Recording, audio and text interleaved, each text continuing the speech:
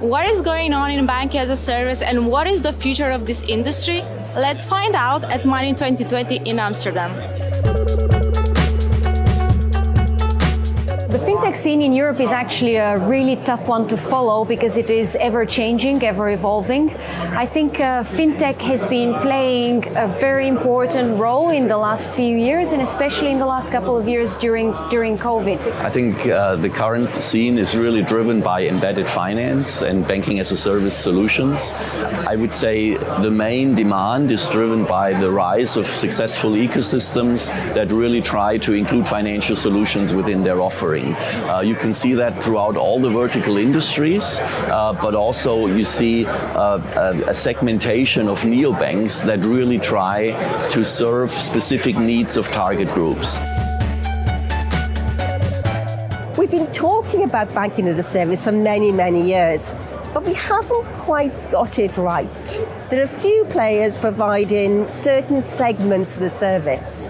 I think in the next couple of years, we're going to have the big transformation, and embedded finance, banking as a service, is going to grow up and give real value to lots of organizations.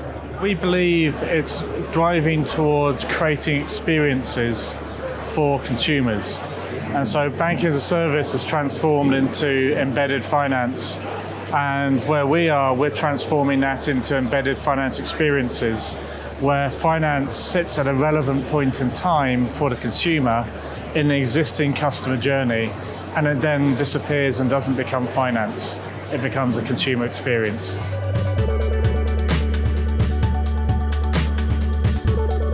I think embedded finance is it's running way faster than traditional finance. We at Fintech OS, we are serving both incumbent players like banks and insurance companies, but we're also generating a lot of, nearly half of our revenue with non-banking financial institutions. Think about 2 or 3 years ago, people weren't really talking about embedded finance, but the recent regulatory changes, so the regulatory changes over the last 5 years, as well as the standardization of APIs, has now really enabled more and more players to enter that market. It's a really exciting space.